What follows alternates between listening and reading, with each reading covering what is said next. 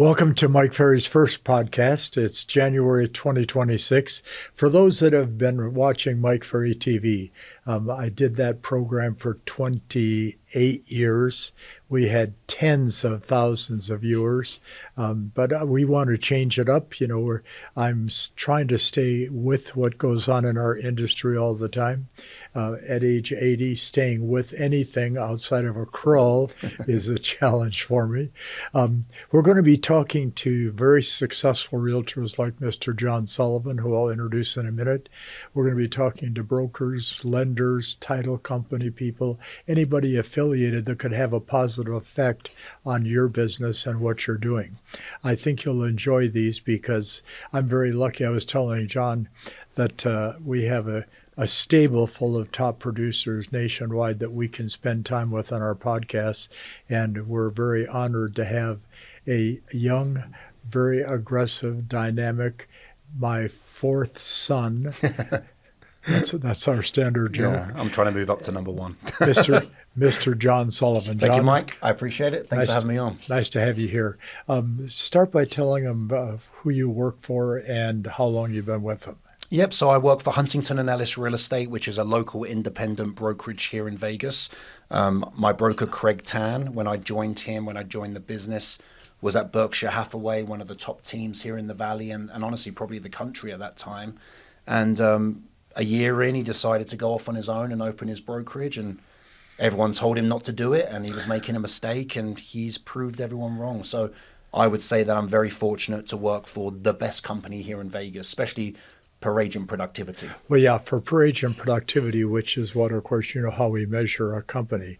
I don't think there's anybody even close here in town. Yeah, it's pretty spectacular. I mean, even this year on a down year, I don't know the exact figures, but I'd still say his average agent's probably doing 17 to 19 deals a year. And what's crazy about that for Craig is, it's not that difficult to get those numbers when you have 20 agents, because when we started, that's what we have. But he has 120, 125 agents now. Yes. So I really feel very fortunate to work for, that company, just like I feel very lucky to be part of, your organization. Thank you.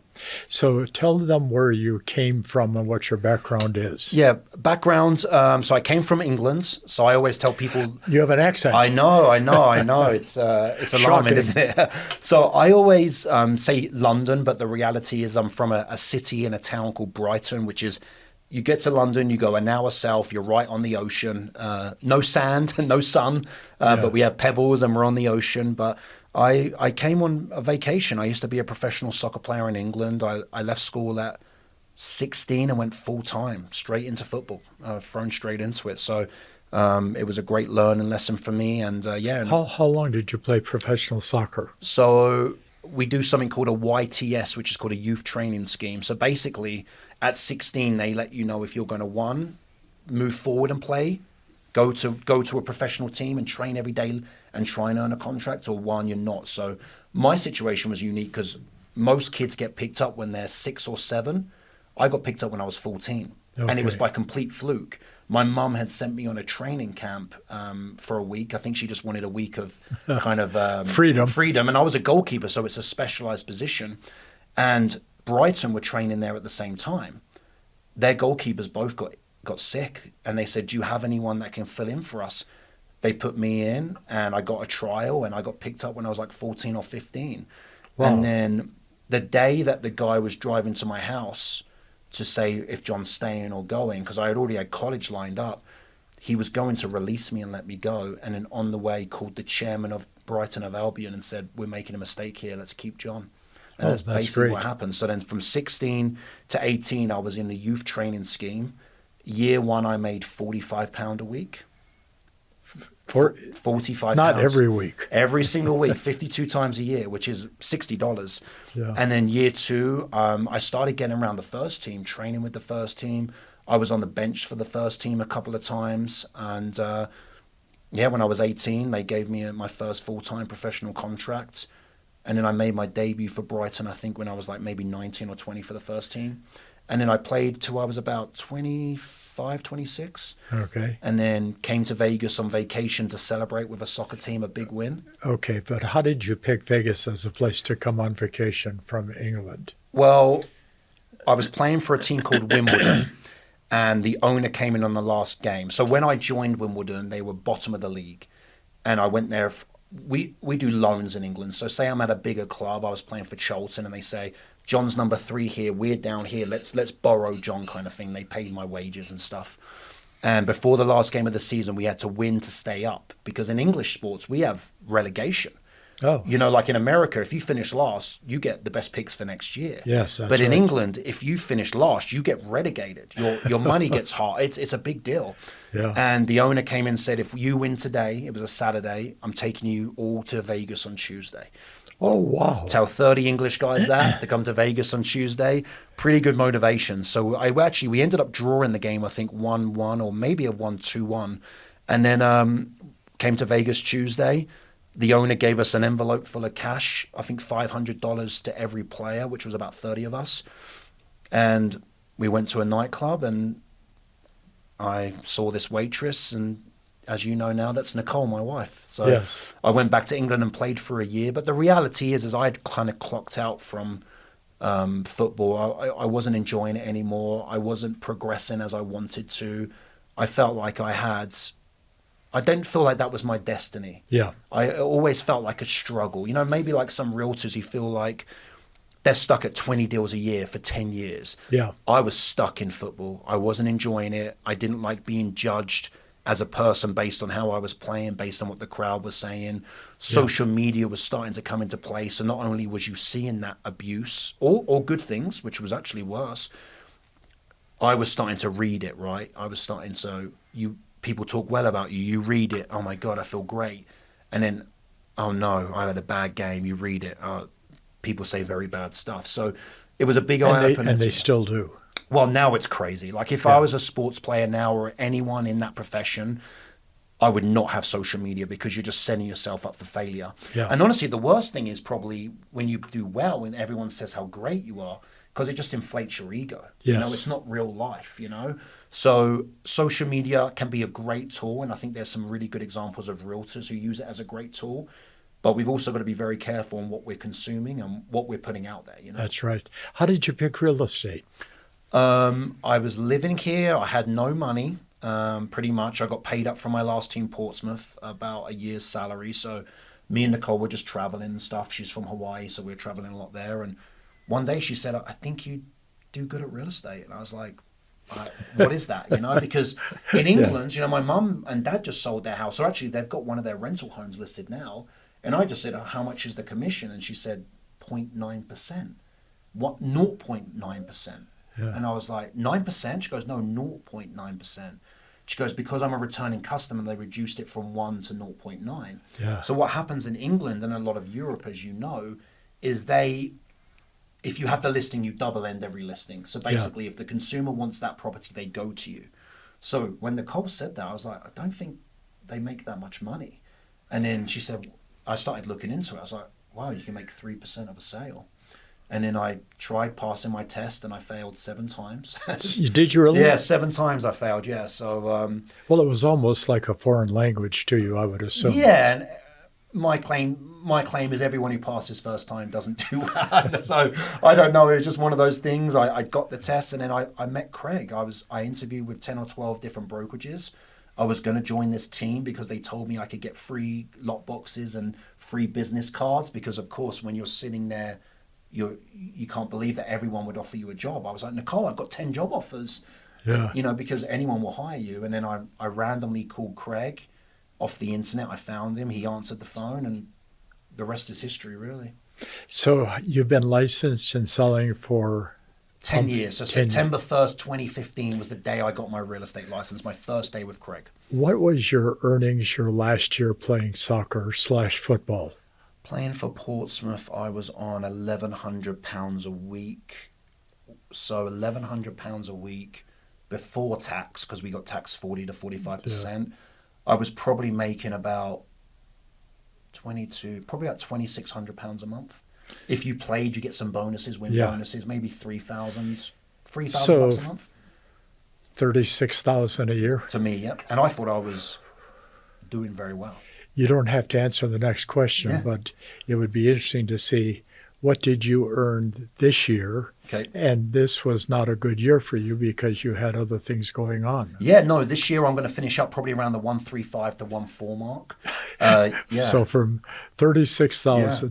36,000 folks to 1.35 million, and it wasn't your best effort. Yeah, I mean, I feel very happy with the effort and application I've had this year, but like most realtors, general challenges of the market, Yeah. this was my first ever down year. So this is the first time I've ever had to control an inventory. So that's brought on so much more time. And it wasn't until I shifted the mindset about 2 months ago that when I call those people, it's a form of prospecting now, in my opinion, Yeah. because I've never had sellers for 3, 4, 5 months, you know? But I feel like this was actually my best year in real estate in terms of business maturity, how I applied myself, and dedication to the business. Although last year I made 300,000 more, I made 1.65 last year. This actually is so far as the proudest I've been in real estate. So what does 1.35 represent for closed transactions? Yeah, so earlier in the year I had a buyer's agent, so she did about 15 deals a year. I've since made a business Yes. switch with you, and I don't have any agents under me now. I just have myself and 2 assistants full time.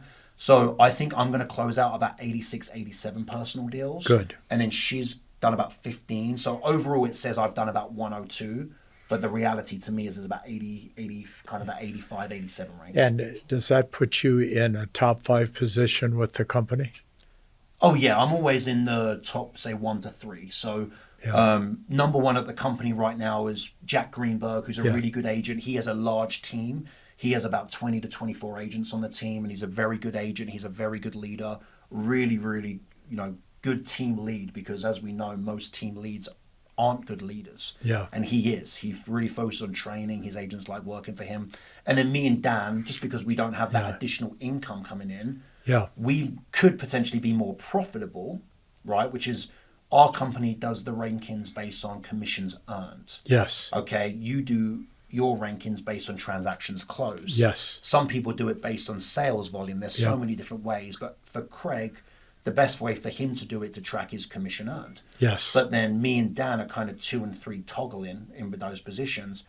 I imagine our profit margins are much higher because we don't have any lead expenditure. Yes. Where Jack may have, I don't know what the number would be, but he may have expenditure with like Zillow Flex or with these different things that you have as a team. Yes. So one thing I learned from Valerie Caro a long time ago is you don't have to be the number 1 agent, but let's try and be the most profitable. Yes. And that's what I've really tried working on in the last 18 months is when I say that 1.35, that's what I make after Craig takes his split. Yes. Okay? But then I've got assistance costs. I've got costs per listing. I've got taxes. So Yeah. it always fluctuates what I actually take home, but I feel like I'm very profitable in this market because I don't spend any money on leads. That is great. What percentage of your business comes from listings sold versus buyer-controlled sales? 70 to 75% listing solds, and then I do probably 2 to 3 buy deals a month, and most of them are very strong referrals, sellers who also want to buy, or Yeah. just I work with a lot of investors where they're like, John, just make an offer on this for me. Yes. And I love that side of the business. Yeah. That's fun side. Yeah, for me, it mixes things up on those days where you're grinding and prospecting. I like going out in the afternoon. Like today, I'm showing one of my past clients a house for $3 million here in Summerlin. Oh, that's And great. it's a nice way to end the day, I Yeah. always set those appointments for the end of the day. They're qualified, they're cash, they're ready to go. And for me, it gives me a chance to preview real estate because most of our previewing now is done online. So you talk about prospecting, Mm-hmm. and Craig obviously talks about prospecting. Craig, his broker, has a very successful team also, He does. which is so interesting that the broker owner of the company has a team inside the company, and that doesn't affect any of you in terms of what you do. No, it doesn't, because I think Craig's a great role model for the people who want to create teams, which a lot of people do want to create teams. Yes. I've tried having a small team. I've realized I'm probably not a great leader naturally. I am better at just saying, this is my job today. I'm going to go to work and I'm going to have great employees behind me. Yeah. But yeah, we don't get mad at that. I think Craig made a great move 2 or 3 years ago, which you encouraged him to do, was he stepped away from production. Yes. And I think that's when his team really elevated and the company elevated, because I don't think it was an issue for us as a competing broker. But I think for new agents he was trying to attract, I don't think they liked that their broker was a competing broker. So Yeah. Craig made a great move there. Yeah, it was a smart move, Very smart. business-wise. How much time do you spend prospecting? A minimum of 3.5 hours a day, but really from the moment I wake up, I get to the office about 6 to 6:30 every day. I'm on the phones every day from 7:30 to 11, and then normally lead follow up about 11 to 12. So really, I'm doing a minimum of like 3.5 to 4 hours a day. 5 days a week. 5 days a week, yes, sir. And do you have times when you miss some of those blocks of prospecting? Very, very, very rarely. So I would say the times that I miss it may be like an opportunity like this, where maybe we get together in the morning and I have to shift my prospecting. But even this morning, I picked you up obviously at 9:30, right? Yes. I was at the office at 6. I was on the phone 7:30 till 9 a.m. Yep. So I still got my hour and a half in. So even if I can't get all of the time in and all of the contacts, I'm still making those calls and making that happen. The only other time when my morning routine is kind of a little bit off is I sell probably 15 to 25 new homes a year. Yes. And when those builders set those new home orientations where we've got to go through the house and stuff, Yes. they always make them at 9 a.m. I've got one tomorrow at 9 a.m. and I've asked 4 times, can we move it to 1? And they can't. Yeah. So I would say that's the only time. When I'm working, I'm in the morning, I'm prospecting. So 90% of the time you're 90, on this. 95%. So Yeah, yes. that's good. If you take a look at the word prospecting, presenting, and closing, Okay.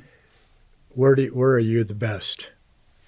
Presenting, prospecting, presenting, or closing. Yeah. I'm presenting. That's when I feel most natural. And tell me why. I love you're gonna laugh at me, but I like people. I like my appointments. I like my clients. So it's sometimes prospecting. Sometimes for me can get it can be hard. You've got to be aggressive. You've got to get the appointment. Aggressive in terms of sticking to the script, making sure you're trying to close for the appointment. But when I get the appointment and I know they're a qualified client, that's the most enjoyable part for me, is meeting the client and going through the presentation. Last year at the retreat, we had the top agents do little segments, and yours was customer service. Yeah. Does the customer service tie into the presentation? Yeah, I think so. I mean, I do things that most agents wouldn't do. Like after every appointment, I send flowers or a wine basket thanking them for their time, whether they get the listing or not. Yeah. I like to try and, do things that people will remember. Like we send a small gift when we list a house, like candles and stuff like that, just to make the house, things that maybe the Mike Ferry organization doesn't talk about. But for me and my business, I've learned that these little magic moments can really go a long way with the client, because for me, I'm still astonished when I meet a stranger who I've spoke to on the phone once or twice. I sit down with them and they give me the opportunity to list their house for sale, which is the biggest asset they typically own. Yes. Typically. And I have a chance to make $20, $25, $10, $5, $7,000. I'm still astonished that they will trust me as a stranger. Yeah. Because at that point, I am a stranger. So my job is to try and not be a stranger, try and switch it as quick as possible to earn their trust. So I had somebody recently, you'll get a kick out of this, say to me, why don't you promote closing gifts? Okay. And I've never said don't do closing gifts, but I've never said do closing gifts. Yeah. And I said to the person, how long have you been coming to my seminars? He said, 4 years. I said, how many times have I talked about closing gifts? He said, never. I said, do you know why? He said, why? I said, because 90% of the agents can't afford to pay their own rent. Yeah, no, it makes sense. To make their own car payment. And to put that expense into a gift for somebody that may or may not do business with them. But I think what you're doing is great. Yeah, I try my best. Again, there's a couple of books out there like The Art of Gifting and like surprise moments where like you catch people. So for me, I'm always trying to take notes. Like if I see a client's birthday, if they say, oh, it's my birthday next week, I'll write it down. Yeah. And even if I just send a message on the birthday, and not just because I'm just trying to get future business, but because I really think it's a nice gesture. Like with everything going on with technology now and And Instagram and social media and Facebook and even LinkedIn, right? You've messaged that it used to be a business platform. It probably isn't anymore. Yeah. I think we've kind of gotten away from picking up the phone and saying, happy birthday. Yeah. And I had a really good experience at the weekend. My mum and dad were here from England, and me and Nicole and Maxwell, my daughter, we went to meet them down at the town square. Yeah. And my daughter can play piano, so can Nicole. And I used to play the drums, so we wanted to go to the guitar center to play, like just to have fun. And I met this couple who had these dogs, and they were really nice. And I noticed the wife had a Southern Highlands badge on. Oh. I said, "Oh my God, are you members?" And then ended up talking to him, and he owns a huge home automation company here in town. His name was Chris. He was very, very nice. And we're actually looking for someone to help us with that right now, with a house we're trying to buy. But he said one thing which I thought was really cool. I said, I think I can refer you some business, Chris, because I'm in real estate and I see your vans and signs everywhere. And he says, I really appreciate that, but this is more important to me than a future referral. Let's get to know each other. And that's nice. Yeah, and it was nice because even me, sometimes I feel guilt. Sometimes I'm guilty of, I am doing nice gestures, but what intention is behind it, right? Yeah. Yes, we want to get future business. Yes, we want to build that database who brings us business. But at the same time, like, we want to look after the people who are giving us an opportunity, and it's about that human connection. And I think we've just lost that a little bit. Well, I think we go through stages as a society where, business has been bad for a couple of years, 08 to 010, 11. Worldwide, everything was down. And I think people's attitudes changed. They became a little more giving. They became more understanding. Mm-hmm. Then, of course, 2011 and 12, the market opened up. And, I've heard estimates, John, that in 2012, 13, there were several million buyers waiting to buy. Wow. And what happened is, and you were in the business, you understand, what happened, folks, was the agents that were taking one listing a month, two listings a month, could sell 4 homes easier because of the amount of buyers in the marketplace. So we lost a lot of momentum on listing property. And what year was that? 2012, 13, okay, 14. so I wasn't in the business then. Oh, that's right. You hadn't so started I wasn't. yet. So The only knowledge I have of that market, apart from talking to you, is that movie, The Big Short. Oh, yeah, The Big Short. Apart from that, I had no idea. Yeah. And that's why I say that this year has been one of my best years personally, because this was the first down year I've ever been in terms of a market. Yeah. But what I noticed is you've always said at your events, and Tony says it all the time, this is your time. Yes. This is a Mike Ferry market. We Yes. want a market like this. And I've never been in a market, so I never understood that. But I really do think with the tools you've given us and the skill sets you've given us and teached us, so still teach us every day, when the market does turn, it does weed out, especially in Vegas, because we have so many people here who have their license. Yes. Because they have a couple of deals a year, but they're really a bartender on the weekend. I mean, we see it all the time in Vegas. It does weed those people out where during COVID, anyone could sell a house. Yes. Right? Anyone could sell one. So I can't even imagine what those agents went through back then, and they must be so strong mentally for it. And maybe some of them even want that market again so they can excel again. What happened is the turnover among agents accelerated. Because they couldn't deal with the changes in the market. And of course, even now, with a little bit of a tail, last month, December, last month, 2 months ago, November, it was natural for the business to slide backwards. It's coming back strong, but it's interest rate and economy related. Yeah. And if the interest rates stay at 6% plus, it's going to keep the market somewhat depressed. Then I get asked all the time, do you think we could get back to 3 to 4%?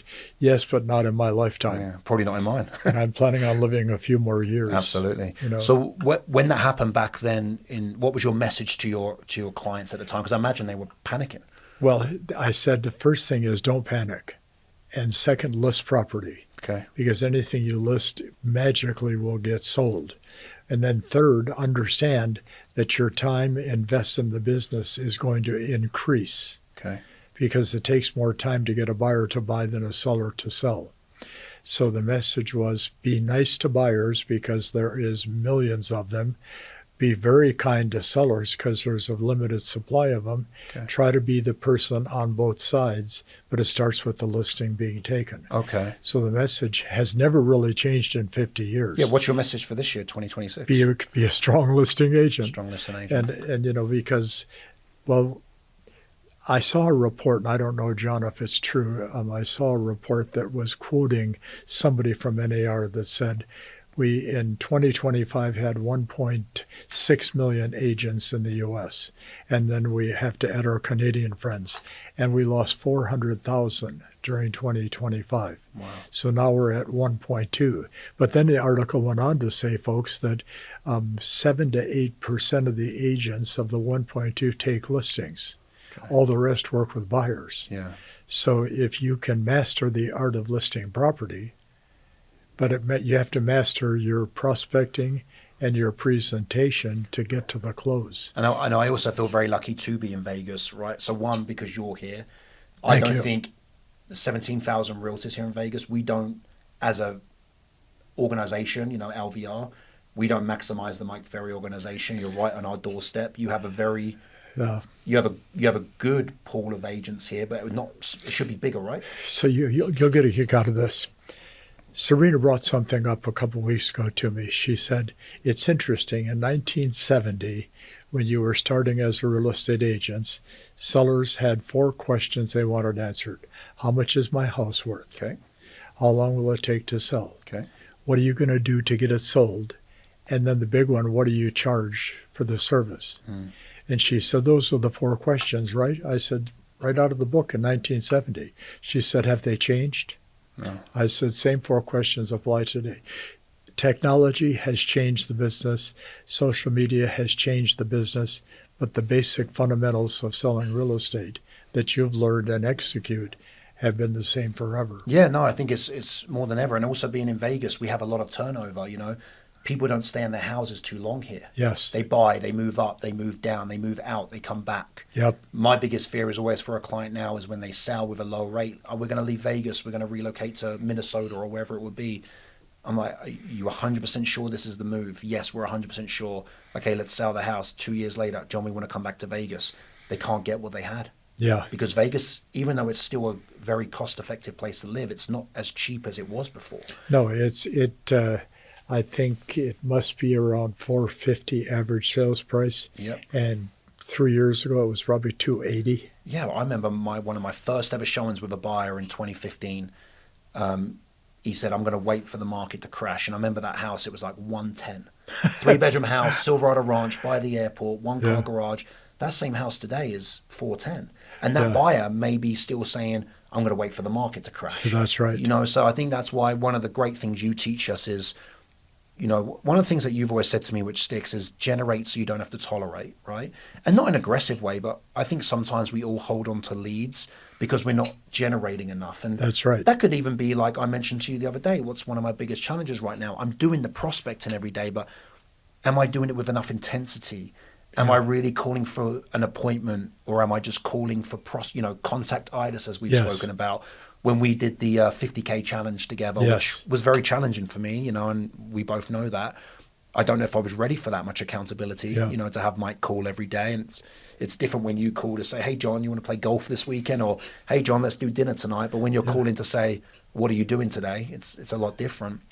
But that was kind of an eye-opening kind of experience for me as well, because it really taught me like how much we always say we want accountability, but how much do we really want?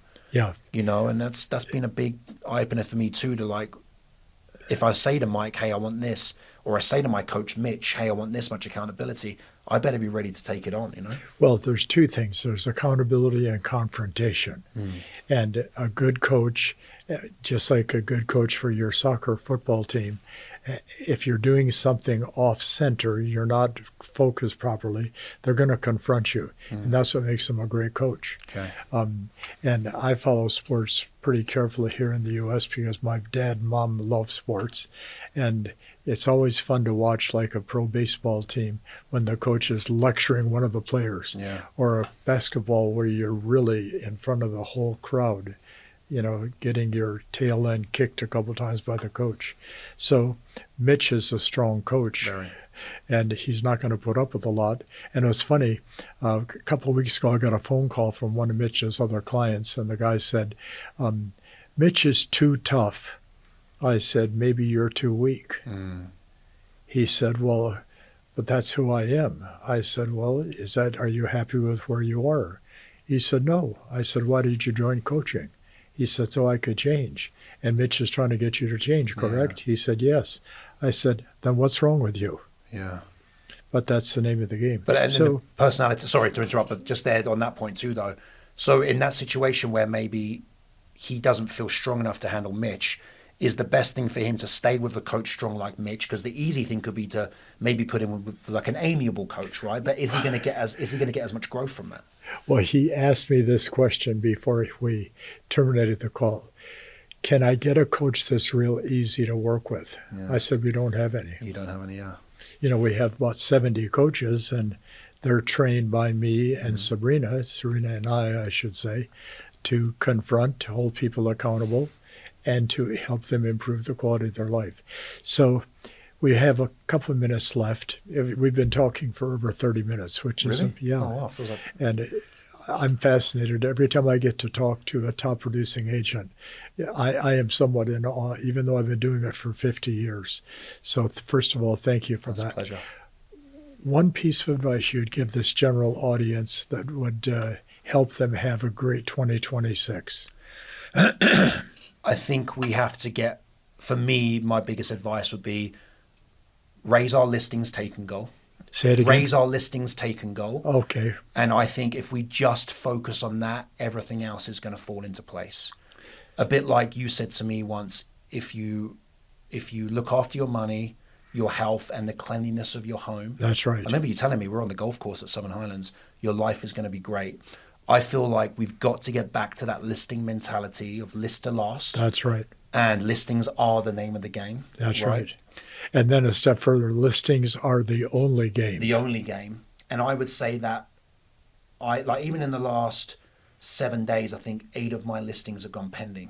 Good. And that's only because 3-4 months ago, I was doing the work to get those listings. That's right. And that's the only way in this market, I think, is that we've got to get back to what is our listing goal per month. And mine for 2026 is 120 listings taken. So it's 10 a month. I feel like if I just focus on that and take 10 sellable listings each month, everything else is going to work out. Everything will take care of itself. Everything's going to take care of itself. Now, of course, they've got to be priced right. They've got to be at a commission which you think is fair to you. Yeah. They've got to be all these different factors. But most agents who work for you, they already have that piece in place. Now, we all take listings that maybe we shouldn't, or we all want to beat another agent, or maybe the sellers sell us on a price, and we've always got to work on those skills. But I think that's probably the best advice for now is let's get back to just focusing on that, because sometimes we can think about 12 or 15 different things, and it's kind of confusing. I love the video you did at the end of last year when you said about, here's the business plan for this year. You take a 3x5 card. Yes. You simplified it. And I think we just got to get back to basics and simplify. So I'd say raise our listings take and go. And just, if we focus on that, everything's going to be okay. It doesn't matter if it takes you 4 contacts to get a listing that day, or 15 contacts to take a listing that day, or 40 or 50, whatever it is. Take the listings and everything will take care of itself. And then maybe start at 0 every day, you know. Do you mind giving your private cell phone number to the audience? Yeah, of course. Yeah, my number here in Vegas is 702-556-3541. So anyone who needs help here in Vegas, or just send me your information if you're in a different state, because we probably send out 3 to 4 referrals a month, and we probably receive 3 to 4 referrals a month. So that is great. Another great reason to be part of this amazing organization is the family and the referrals within the Mike Ferry organization. Thank you for being number 1 in our podcast series. Oh, I appreciate it. Thanks for the opportunity. Thank you, everyone. Thank all of you for watching.